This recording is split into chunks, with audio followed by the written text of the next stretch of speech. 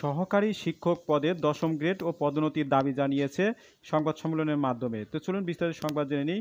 ২০০৯ সাল থেকে বন্ধ থাকা প্রধান শিক্ষক পদে পদোন্নতি আজও আলোর মুখ দেখেনি। প্রাথমিক শিক্ষকদের সহকারী শিক্ষক হিসেবে যোগদান করে একই পদে অবসরে যেতে হচ্ছে। তাছাড়া প্রধান শিক্ষকদেরও বিভাগীয় পদোন্নতি ব্লক করে রাখা হয়েছে। এর জন্য সহকারী শিক্ষকদের এনটি পদ থেকে ১০ম গ্রেড ও শতভাগ বিভাগীয় পদোন্নতির দাবি জানিয়েছে বৈষম্য নিরসনে প্রাথমিক শিক্ষক সমন্বয় পরিষদ। শুক্রবার ২৭শে সেপ্টেম্বর জাতীয় প্রেস ক্লাবে জহুর হোসেন চৌধুরী হলে আয়োজিত এক সংবাদ সম্মেলনে এসব কথা জানিয়েছেন বক্তারা। সেখানে তুলে ধরেছেন তারা। লিখিত বক্তব্যে জাতীয় প্রাথমিক শিক্ষক ফাউন্ডেশনের সভাপতি শাহানুর আক্তার বলেন, ২০১৫ সালে সর্বশেষ জাতীয় পে স্কেলে ঘোষণা করা হয়েছিল, সেখানেও প্রাথমিক শিক্ষকরা বৈষম্যের শিকার হয়েছেন। এই ১০ বছরে দ্রব্যমূল্য যে হারে বেড়েছে তাতে প্রাথমিক শিক্ষকরা বাজার মূল্য বহন করতে দিশেহারা। বিগত স্বৈরাচারী যে সরকারের মেয়াদে বেতন বৃদ্ধির আশ্বাস পেলেও তা আদৌ বাস্তবায়ন হয়নি।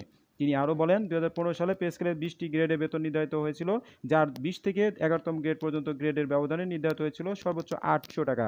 অথচ ১০ম গ্রেড থেকে প্রথম গ্রেডের ব্যবধান রাখা হয়েছে সর্বোচ্চ ১২,০০০ টাকা পর্যন্ত।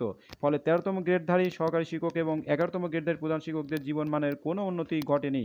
তাই ২০০৯ সাল থেকে বন্ধ থাকা প্রধান শিক্ষক পদে পদোন্নতি আজও আলোর মুখ দেখেনি। প্রাথমিক শিক্ষকদের সহকারী শিক্ষক হিসেবে যোগদান করে একই পদে অবসরে যেতে হচ্ছে।